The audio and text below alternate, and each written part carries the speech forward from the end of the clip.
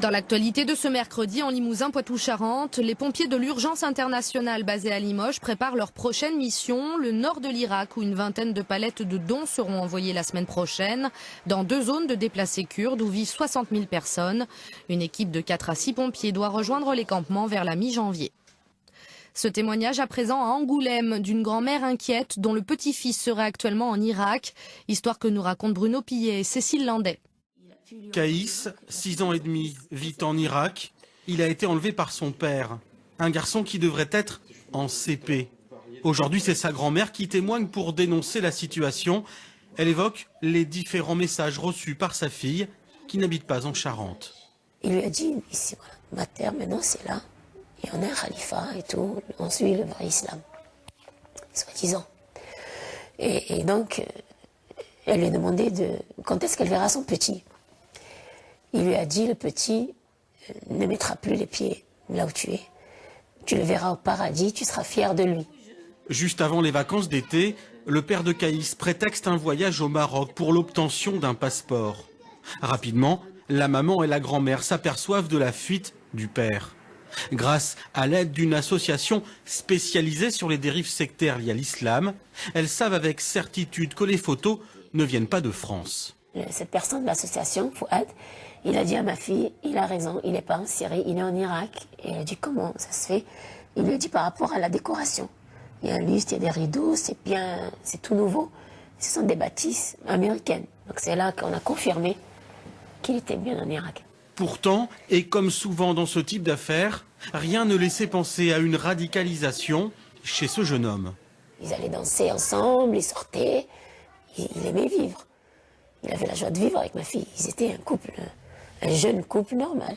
Mais ma fille, elle m'a dit, quand même, il avait ce penchant, de temps en temps, ce penchant de, moi, j'aimerais bien mourir pour la religion. Karima ne perd pas espoir de retrouver peut-être un jour son petit-fils. J'encourage ma fille comme ça, juste dans cet espoir. Mais moi aussi, quelque part, je l'ai, j'espère. Parce que on ne cautionne pas que, voilà, il va mourir, il va disparaître. Depuis les bombardements de la coalition, l'inquiétude augmente pour Karima, qui n'a plus aucune nouvelle de son petit-fils. Retour à Limoges avec quelques bonnes idées pour éviter de nouveaux drames sur les routes en cette fin d'année. L'opération Laissez-nous conduire notamment que nous présentent Marie Aubazac et Rodolphe Augier. Le slogan est indémodable, boire ou conduire, il faut choisir. Avec 20 morts en France l'an dernier, la nuit du 31 décembre est une des plus meurtrières. Au cours de la soirée, 48% des Français seront sur la route. Plus de la moitié n'auraient pas encore pris de disposition pour rentrer. Les Limogeaux, eux, se sont déjà organisés. On a tout prévu ce matin, tout le monde sait qui ramène qui, pas de souci. C'est moi qui conduis à chaque fois, donc je ne vais pas boire, très peu, modérément.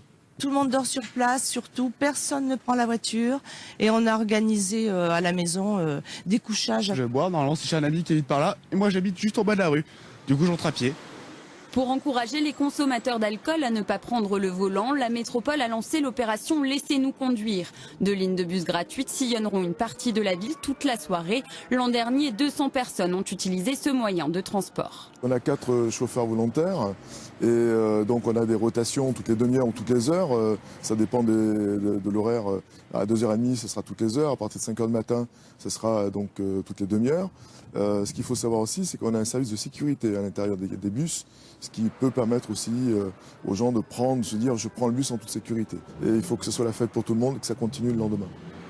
Les taxis, eux aussi, se sont organisés pour permettre à leurs clients de rentrer en toute sécurité. C'est une soirée importante, c'est une soirée qu'on organise à l'avance. On n'a pas de standard en fait. Nous on fonctionne avec un standard téléphonique et cette nuit-là on n'en a pas, donc on met en faction 2 chauffeurs qui connaissent bien la ville, qui connaissent bien les rouages de ce métier on va dire, qui répondent au téléphone et qui dispatchent les courses entre chauffeurs. Si vous ne savez toujours pas comment rentrer le soir du réveillon, rendez-vous sur le site monmodedemploi.fr. En 3 clics, vous pourrez gérer le programme de votre soirée.